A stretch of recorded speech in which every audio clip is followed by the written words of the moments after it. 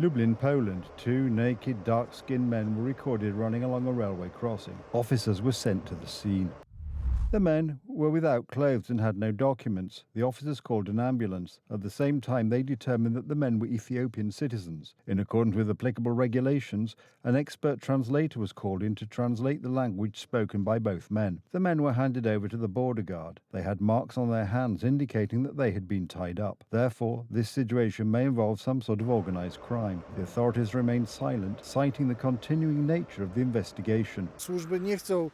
The authorities do not want to provide more information about this incident. This case ties into the broader context of illegal migration in Poland, which has become a real problem in recent months. An explanation of the case is owed first and foremost to local residents who are concerned about their safety. Bardzo mnie niepokoi to. Niech wracają do swojego kraju. No chyba tak.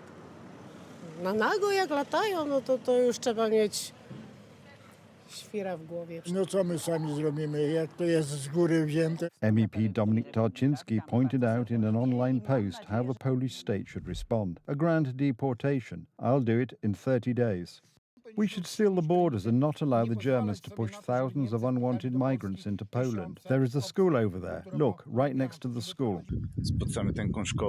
This is a school in Zielona Góra. Illegal migrants can be seen sitting on benches. There are two people here, reluctant to be recorded. Look how they are running away. The other two have left already. There are two more here, and two over there. But the situation is very strange. Look, there are lots of children around here. Illegal migration is becoming a real problem in our country. And this is Skierniewice, in the Łódź Voivodeship. Last week, 3 illegal migrants were placed in the local orphanage. 3 claimed that they were underage. However, only one of them had documents. Based solely on their claims, these people were placed in an orphanage where there are children. The facility received information that thumb sickness tests had been performed, which were supposed to show that the illegal immigrants were around 17 years old. Their stay did not last long. They escaped a few days ago. 2 of them were apprehended in Słubice at the border crossing with Germany. 1 is still on the run. The only way to combat illegal migration is to curb it at the EU's borders.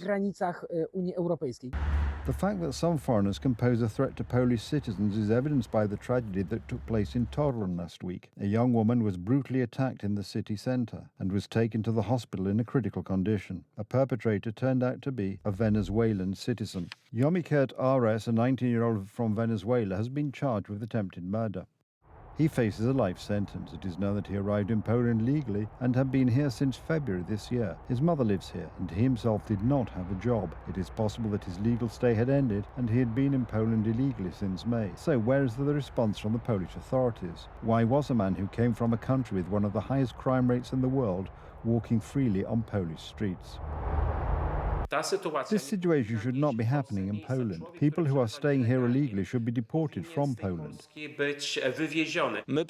have been warning about this for many years. During Donald Tusk's first term in office, there were plans to approve relocation, but we managed to stop it in 2015. Illegal migration is on the rise under Donald Tusk's government. On Polish streets, it is increasingly common to see something that, just a few years ago, was only known in Western European cities. And so far, there seems to be no desire among those in power to address this situation.